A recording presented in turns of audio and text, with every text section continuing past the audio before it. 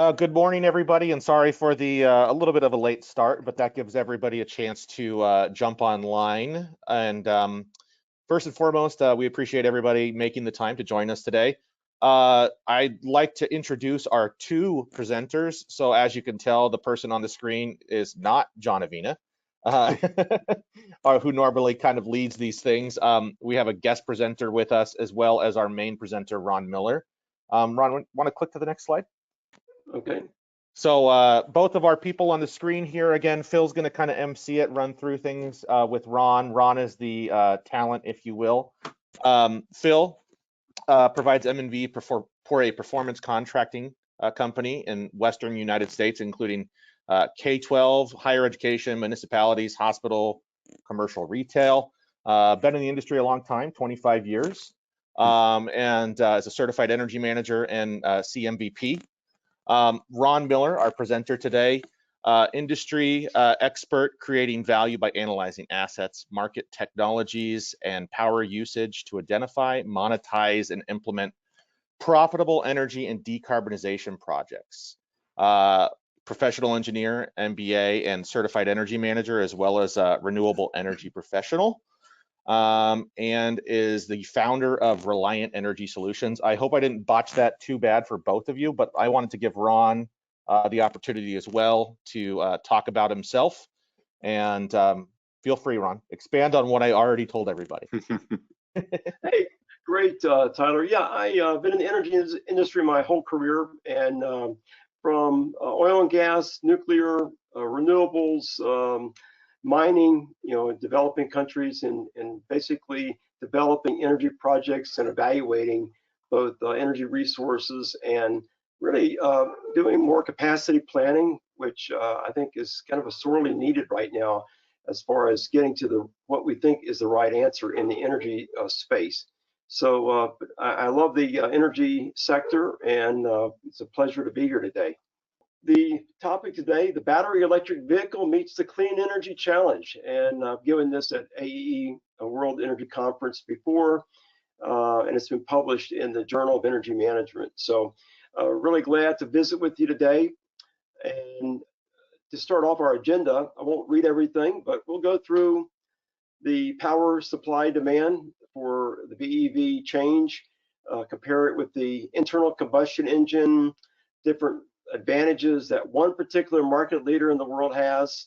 Minerals, we'll talk about that quite a bit.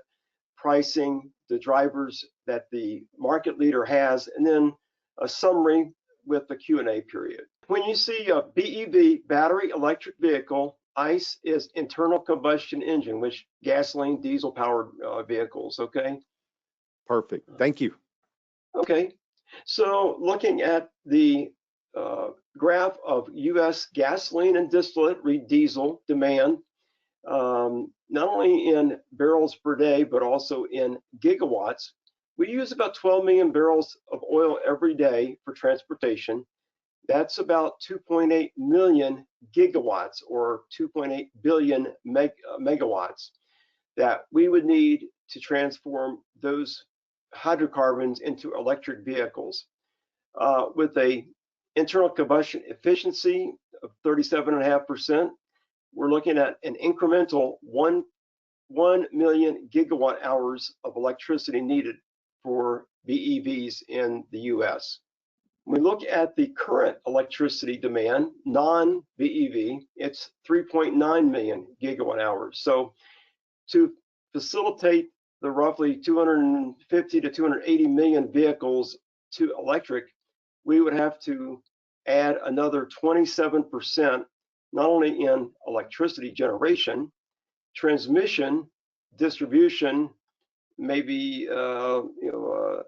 the different centers to distribute it a little bit more carefully.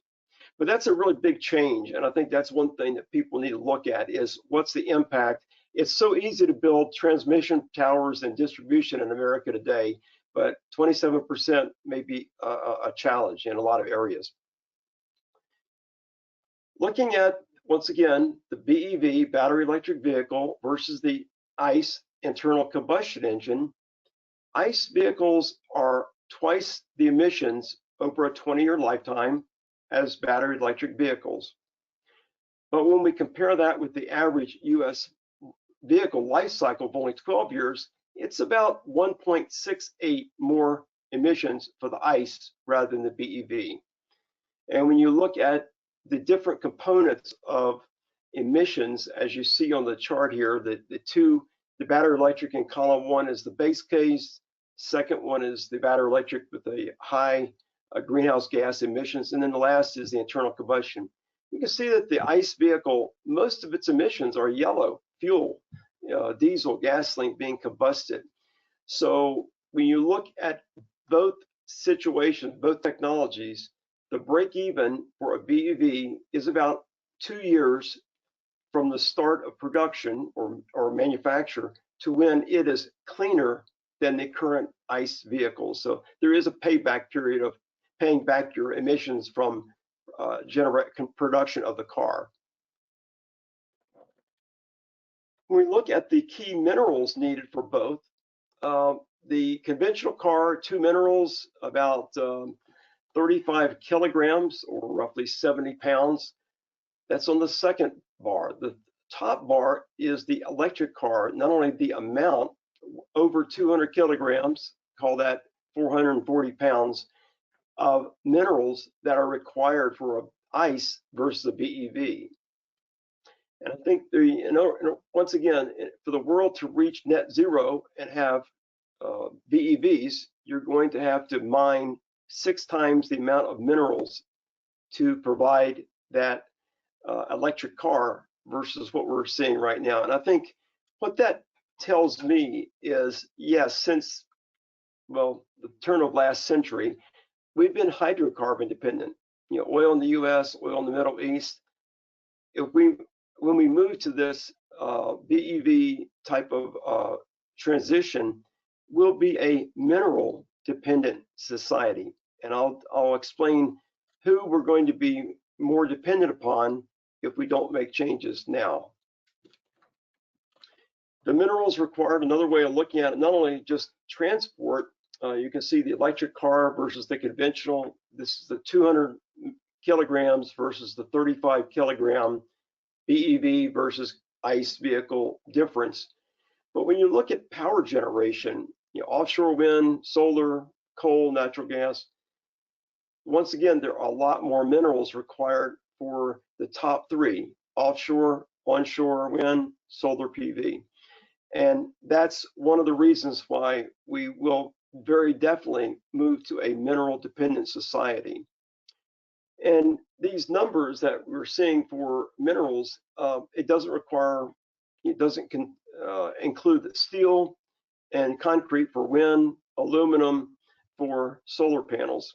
And also, when you look at the lower capacity factor for renewable energy, solar and wind versus the current, fossil fuel, the amount of minerals are probably understated by 3 to 4%, 3 to 4 times, because solar at 20%, wind at say 35%. It's not a 1-for-1 type of offset. So who is the BEV global leader? A little drum roll, it's probably no surprise. But when we look at global vehicle production in 2000, the US was clearly in the lead, 12 million cars, trucks, buses in the lead, 3 times China. 21 years later, China is producing 3 times the amount of vehicles that the US. So the point here is a lot more economies of scale, 3 times the economies of scale that we would have in the US for automobile manufacture. A big change and dramatic rise by the Chinese. So the different advantages that China enjoys, once again, the economies of scale from the previous slide. Their decision making is very quick. We'll talk about that a little bit. Battery materials and also low cost electricity, mainly due to coal. So the economies of scale, you can see the red or the dark orange, that's China's share of the BEV market. over half. As the economy's been growing in China, maybe a bit of a downturn the last year or so, but growing very fast. Income has been growing. People like mobility, so their BEV has been really booming with global sales over half versus any other country on the globe. The decision making, Chinese government has mandated more BEVs at the expense of ICE. So when they've done that, that policy from the top, they increase the demand for BEVs. You will not buy an ICE vehicle, so you have to buy a BEV. Greater BEV production leads to economies of scale. Economies of scale, lower unit production costs. So the cost as they get larger and larger go down versus their competitors in Europe, in the US, in Japan, Korea, etc. There is no legislation in their Congress. It's no debate. It's Mr. Xi saying this is what will happen. Just live with it, guys. We don't have an EPA to deal with in China. Battery materials, you can see on the right, lithium ion manufacturing, 79%. The US, I would say, is in a distant but maybe insignificant second place at 6.2%. They hold a very tight grip on all the key elements of the battery manufacture, anodes, cathodes, etc. 79% of lithium ion manufacturing is there.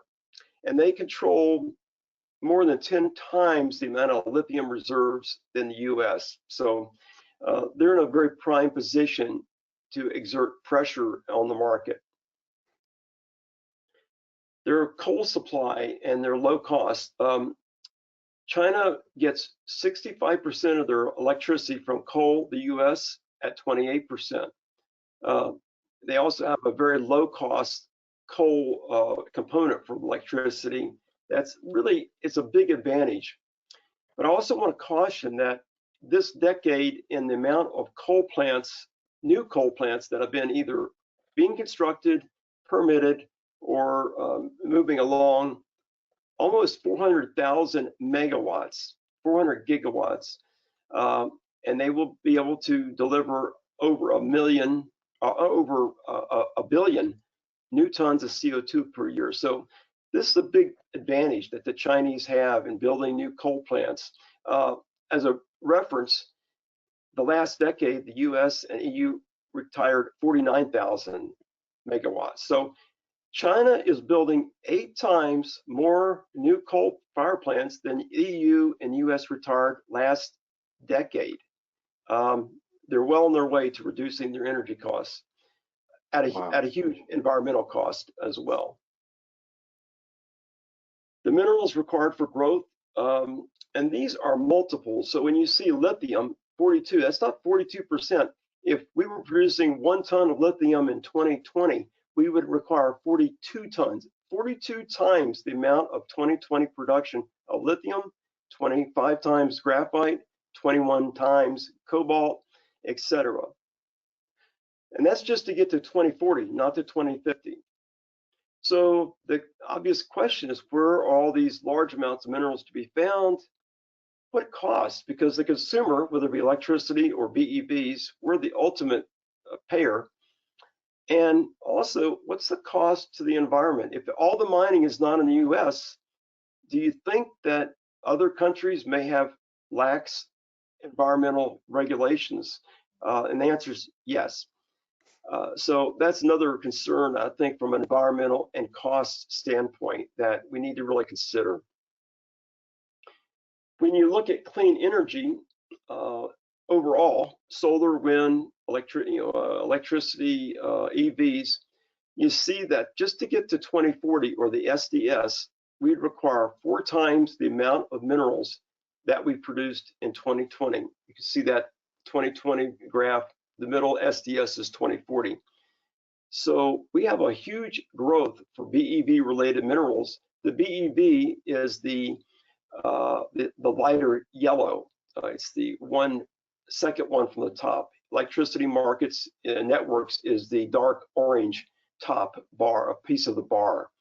So in order to achieve the International Energy Administration's 2050 net zero scenario, we'll have to require 6 times the minerals for these changes for the solar, wind, and EVs. Ron, I have a question here. So what insight or conclusions can be derived from the fact that the US produced 12 million BEVs in 2000 versus 9 million in 2020? Well, one, we're only producing a smaller amount of cars, and obviously our population has grown. The other thing is the car industry is just like a lot of industries worldwide. It's a global market, so we have to compete, or our market share is going to be driven down, which is probably, when you look at this, is the case, and it's not unusual, especially with China's drive to really be the dominant international player, not only in the marketplace but other areas as well. So that to me is the key. They've decided they're going to be a huge player in this area, and once again, they have these advantages that I've just underlined that I don't think a lot of people look at, mainly from a strategic standpoint. You always have to look at what your competitor can do better than you can, better, cheaper, faster. If they can, they're going to take your market share, which is exactly what's happened in the vehicle market over the last 21 years. Does that answer your question? Yeah, thank you. And if JW, if you have any follow-up questions to that, feel free to ask them as well. Yeah, very good. Hope I'm not going at too rapid a pace. Slow me down if I am. But once again, a lot more minerals, and I think it's the area that you don't see people talking about is how do we get from A to B? Oh, it's just 5 billion tons of minerals, Ron. That's all. Well, that's only 20 times or 42 times for certain minerals what we just did in 2020. How are you going to get there is the first and foremost engineering, execution, operational type question that we need to be asking right now. So for a BEV, this is a picture of what it would look like in a car, bottom of a car, but about nickel-based cathodes are 80% of BEV batteries. Cobalt's not only more expensive, but it offers a lot of advantages as a mineral component of the battery. So for a 60 kilowatt hour battery, it's about 185 kilograms, or roughly 440 pounds, 407 pounds, and it'll get you 200 to 300 miles of range. So you see on the table the percentage of the minerals, not only percentage but also kilograms of each of that 185 kilograms required for each BEV battery. So the raw materials required, I'm going to make the first 2 bullets some real key conclusions, but for the 1 gigawatt hour of battery capacity, you have to go through 3,000 tons of minerals. And that's not only overburden as you're mining it, but also processing. So for each car battery, we're talking about 45 tons of minerals that have to be mined, moved, material to produce that battery. So, and the reason I mentioned the 1 gigawatt, the 4th bullet, it says it would serve or make about 17,000 vehicles batteries. So when you look at the US 278 million vehicles that we have currently, we'll need over 12 billion tons of material to be moved just to build the battery, not the steel, in the car or anything else. It's a huge amount of material that's going to have to be moved, handled, processed, etc. And the last 3 bullets are really just some background assumptions that I've made. that kind of explains, 60 kilowatt hours, how many batteries or how many tons of material would you need, and the other assumptions on mineral content per ton of ore. But I think that's a real key point, because I don't think people understand when they buy a BEV, they're going through 45 tons that some operator in a mine, either in the US or far away, has to go through to make that mineral available to that car manufacturer. Yeah. A big assumption. Hey, Ron, I had a quick question too, related to the minerals. What's your opinion, or how likely, and on the timing, are battery chemistries, materials going to change that maybe could help with this issue? Oh, excellent question. And I'll tell you, the way I would answer that is, you'll see in a few more slides that with all this huge demand, I have several slides on prices, but when you go from like whatever 1 to 6, 6 times 600% increase, probably likely that price may increase. So as prices for batteries and BEVs increase, if you want to sell more cars, you'll either say, well, the nickel battery works really very efficiently. It's got some really expensive materials. If, say, the battery is 95% efficient, but another technology for battery is 80%, but it's 20% of the cost, people have to really start looking at, as I think you're alluding, is, well, rather than a $100,000 car, which 50,000 is the battery, maybe we could use a different technology and make the battery go down to 10,000, or a fraction of the current technology. So I think that's what could happen. Okay. We have to have a breakthrough in the way people look at how we power, what we make the battery out of to power the car without any loss in range, if we want to save some money for the buyers, which I think you have to be very price competitive. So I think that's one thing that will happen in the future. Don't know when. I think, like anything, the solution for high prices is high prices, because it gives incentives for someone else, different technology, to supplant that technology, which is the lithium-ion battery currently. Here's a question for you, Ron. It's kind of a two-parter. So the million-dollar question is, are there enough minerals to sustain this, especially with batteries, half of their life?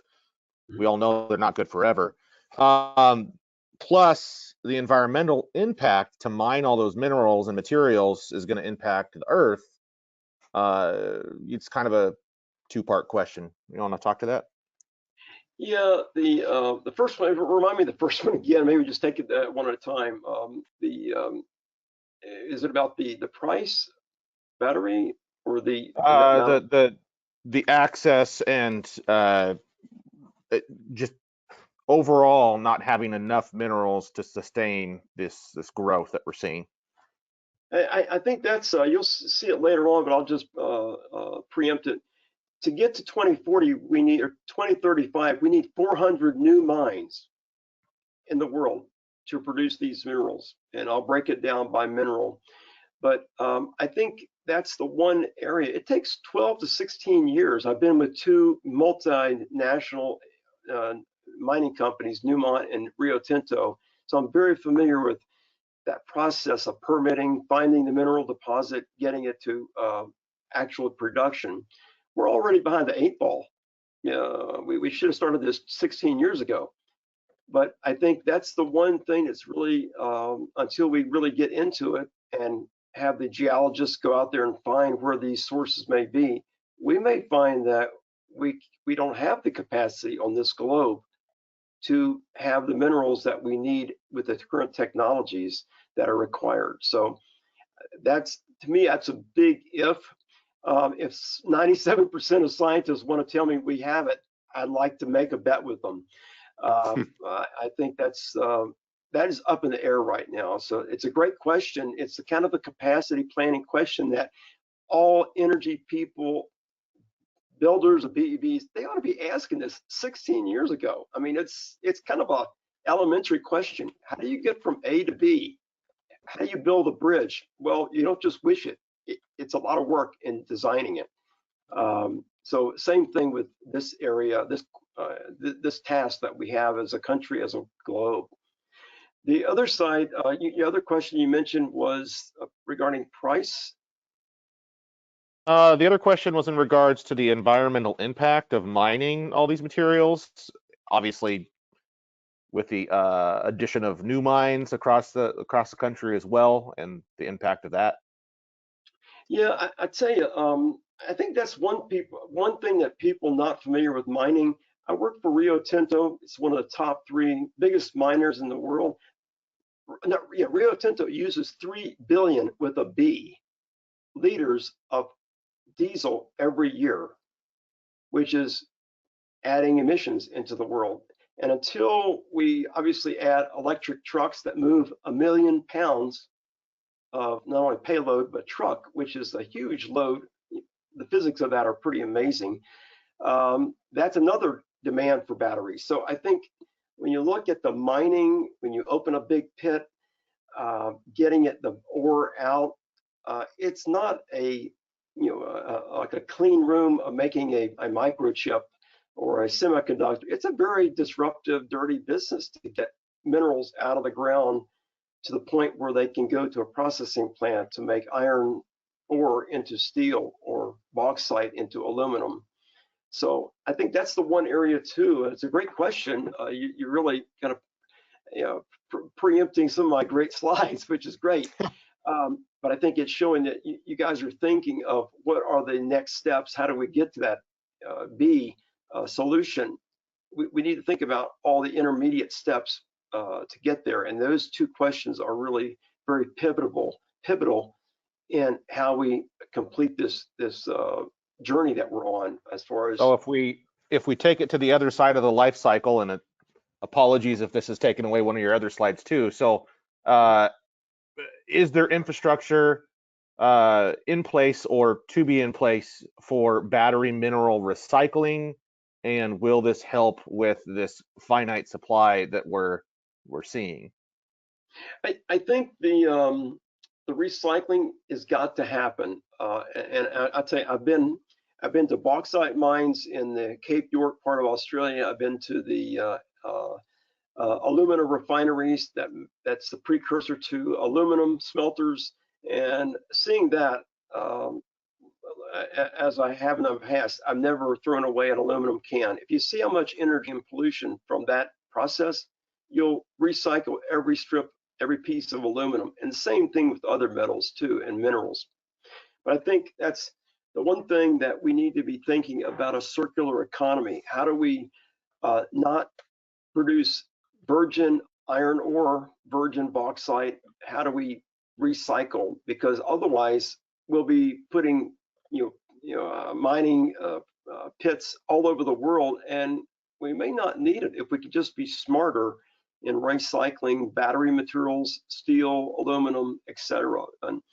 And you'll see the amount of mines, etc., that we need to make this all work. But I think that's a real key area. I think that's the recycling.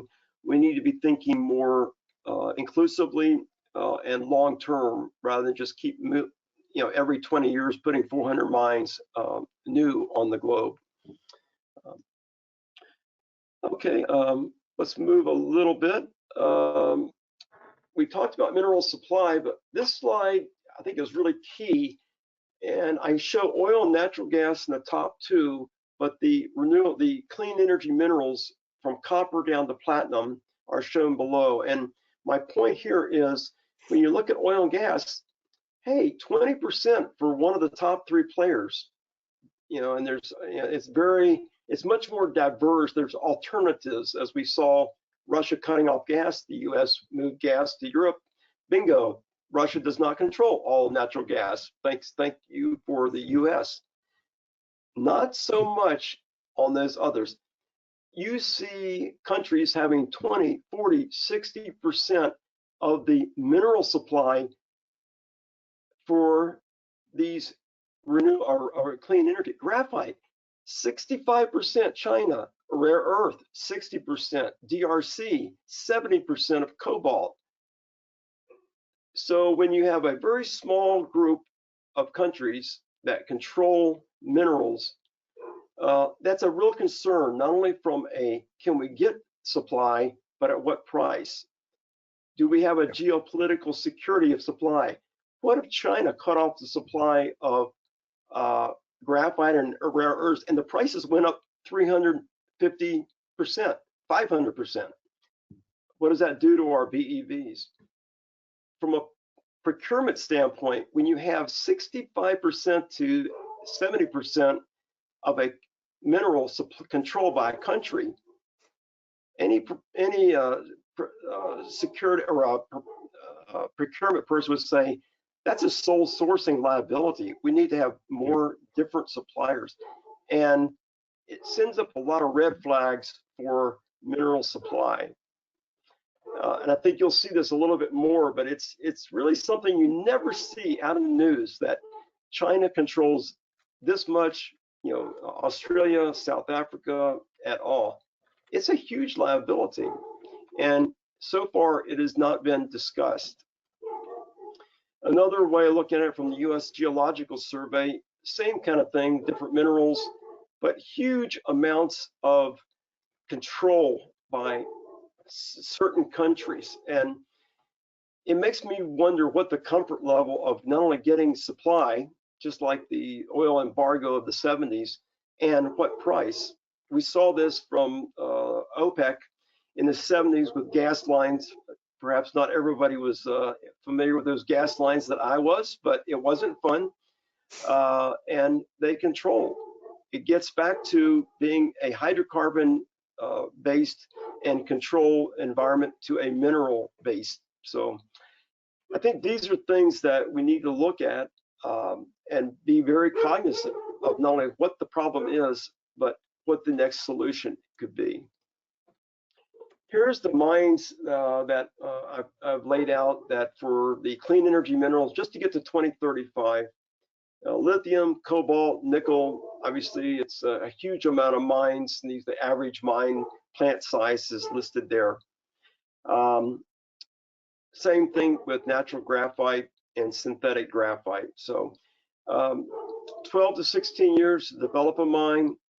We're way behind the curve, guys. We need 359 new mines in the world today just to get to 2035. We may need 400 more to get to 2050. So great ideas about 2040, 2050. Who's thought of how you get there? How many people that you hear speaking about energy say, we're gonna have to have 400 new mines and price is gonna be 300 to 500% increase? You don't hear that. It's very silent.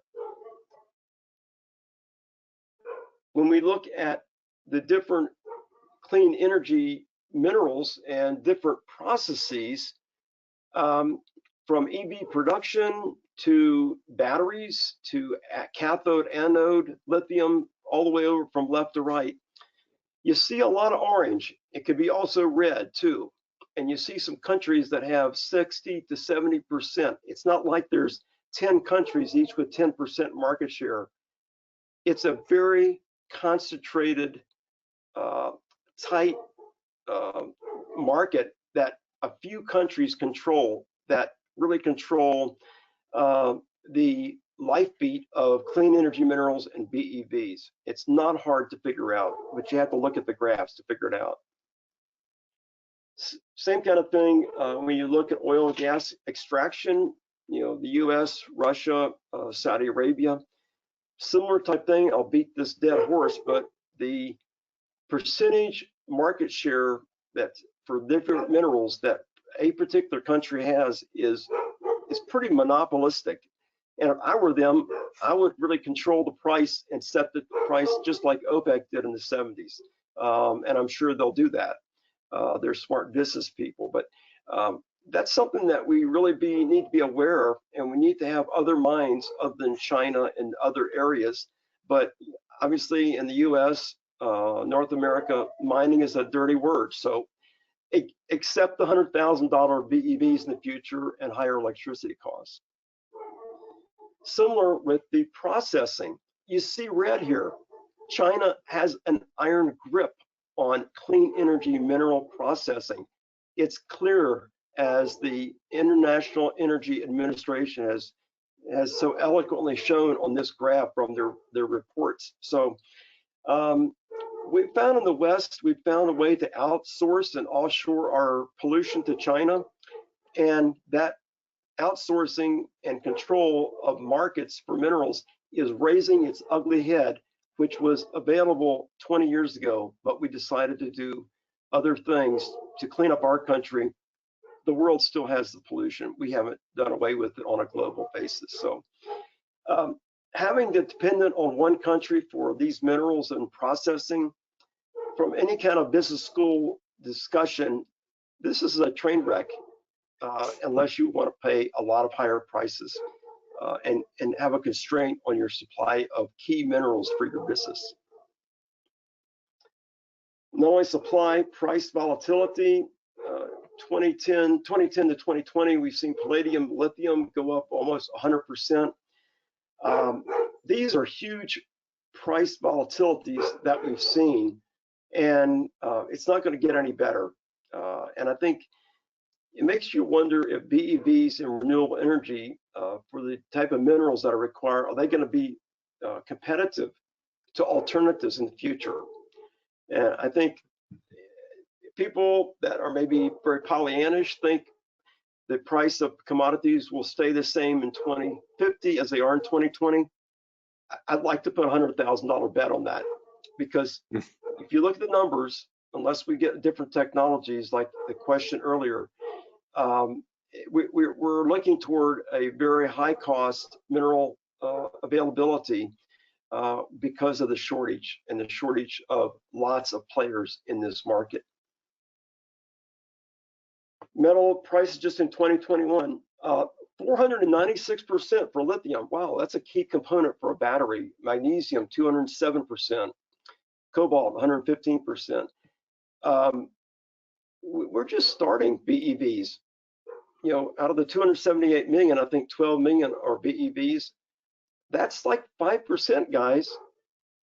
You know, we're just starting this inflation of clean energy minerals. Another slide just to show from the IEA as well, but the changes in 2022, over 700% for lithium, 150% for cobalt, 100% for nickel. So we really need to look at the minerals, not only supply and the price, decide what kind of energy transition can we have and when will it be available. Key drivers to China, I want to touch base on their energy situation, because they're a major importer of both petroleum and LNG. And they also import a lot of crude and refined products that make it more expensive than just importing coal and LNG. So China is trying to reduce fossil fuel imports, maybe balance or lower their payments for imports and lower their emissions. This graph shows, I wish I had a more recent graph, but the trend has continued. US has reduced its net imports of petroleum, other liquids dramatically since 2008, at the beginning of the shale and oil gas fracking revolution. China has continued on a very steep upward climb of importing fossil fuels, mainly petroleum. This is a summary of their fossil fuel consumption. So I'll say in just quick summary, they have $1.7 trillion of fossil fuels that they import every year to make the products, to run the processing plants in their country. So the economics for China to be a huge electric BEV manufacturer and consumer is lower emissions, because replacing crude oil and refined products with LNG to make electricity, they may save money there, but they save over 400 million metric tons a year by using electric cars with LNG as the electricity source. I'm going want to give a couple quotes from Daniel Yergin's new book. It's a great book, but £500,000 to make a battery. We talked about the lithium, cobalt price increase, the control that several producers have, China's control over rare earth for wind turbines, the amount of fossil fuels to make iron, concrete, and tons of plastic for a wind turbine, and how less intense or less concentrated the oil industry has been in producing energy for our society. Another comment, we're getting toward the end, but we need capacity planning of how many megawatt hours of clean energy we need. What does that translate into metric tons of minerals? How many new mines in emissions because we want these new minerals? To get mines permitted, what kind of issues are there? Geopolitics of having mines in countries that don't like us, NIMBY, all those things, and a 27% increase in electricity generation just in the US to make BEVs. How many people are going to raise their hand and say, please put a transmission line through my neighborhood? We enjoy having that. That's a real possibility that you're seeing out there in the marketplace today. Another thing is BEV affordability. Average BEV, 66,000, 2022. ICE car, 48,000. It's getting a 37% price premium. So my question is the BEV technology truly affordable?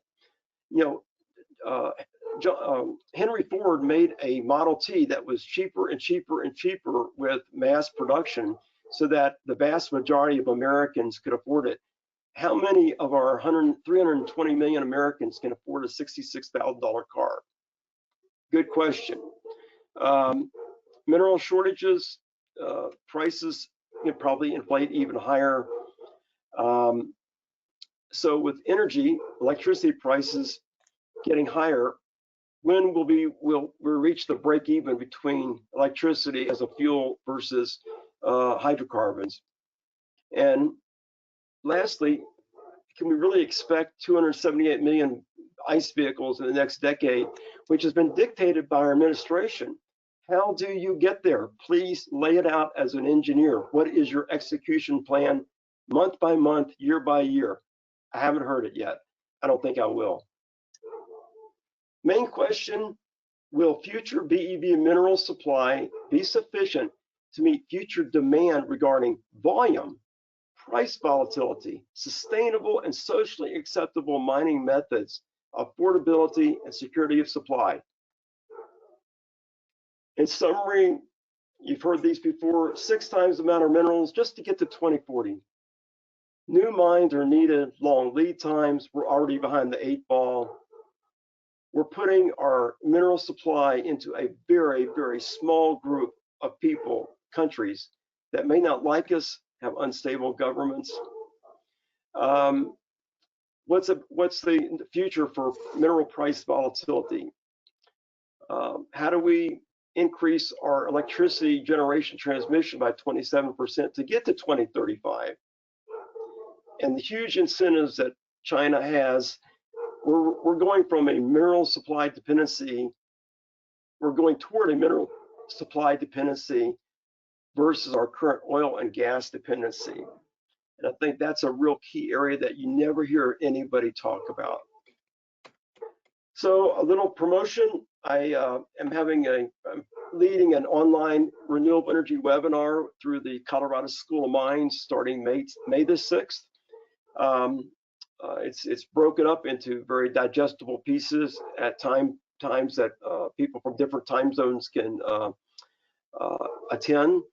But it's all these type of questions about looking at renewable energy, how they work, what's the cash flow analysis, the different storage technologies, the variables, levelized cost of energy, and especially emissions versus the status quo. So there's also a short video. You can look at my LinkedIn page, and it's out there.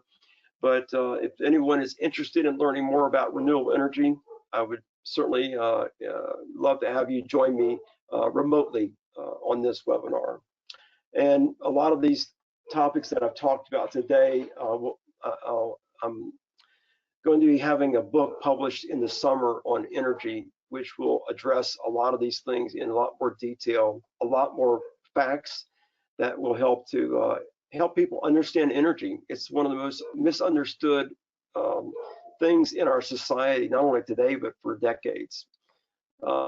And this is my consultancy, Reliant Energy Solutions LLC.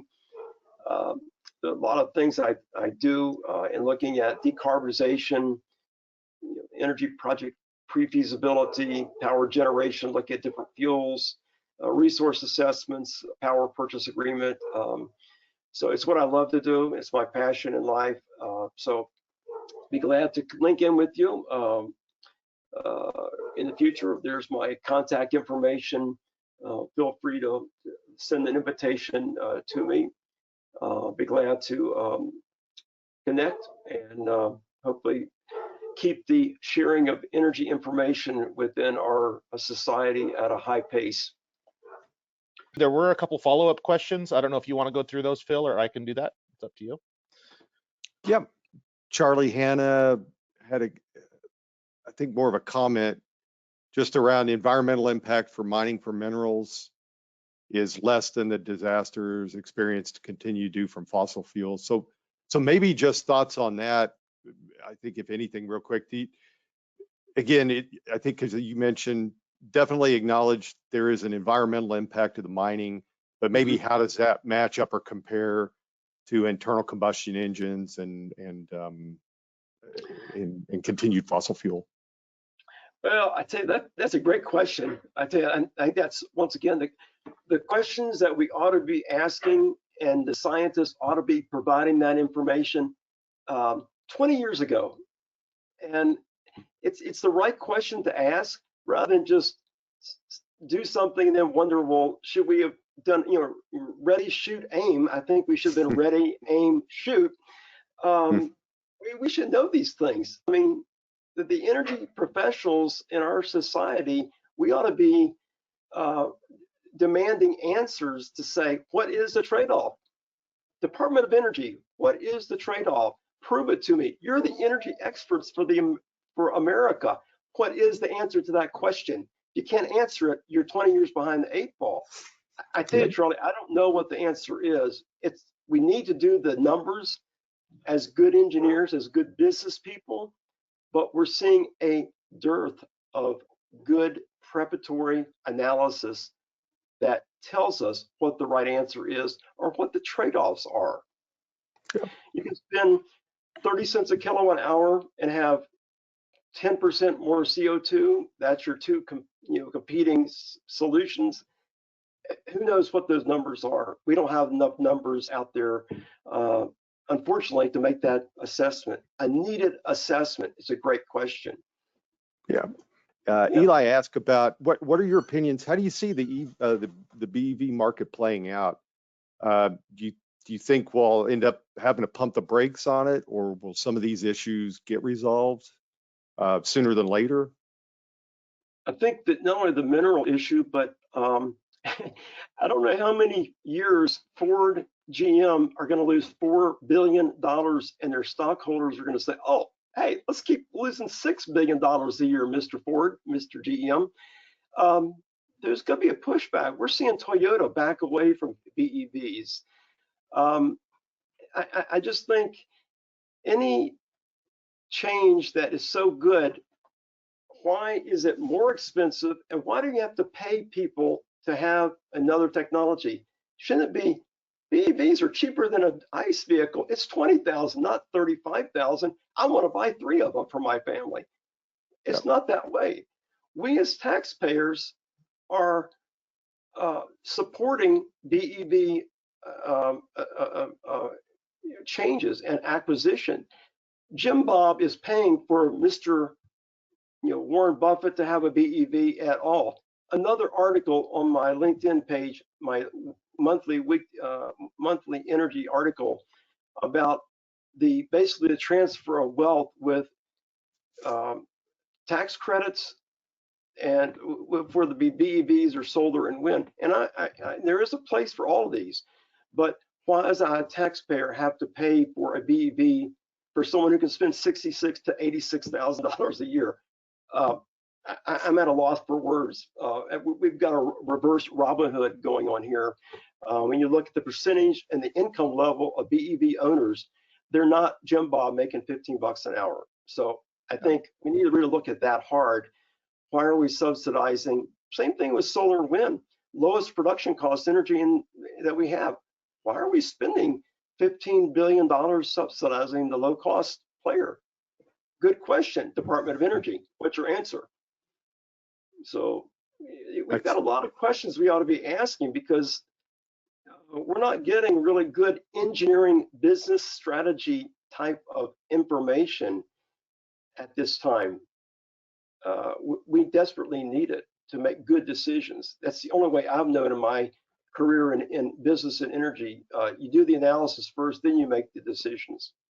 I think we got the cart before the horse here. That's a good point, especially the CEM. They kind of, I know you have anybody out there that's had to pass the CEM. I mean, that's pretty much pounded into your head. You got to do the analysis, and does the opportunity cash flow? So yeah, and I think we need to do the analysis. And when we hear someone that is not saying things that have the analytical background, we need to challenge them as energy engineers before the bridge fails because that civil structural engineer did not pass his PE and screwed up. We need to say, wait a minute, those calculations are wrong. And we need to stop it before the disaster happens. That's what our engineering degree, our CEM, is all about.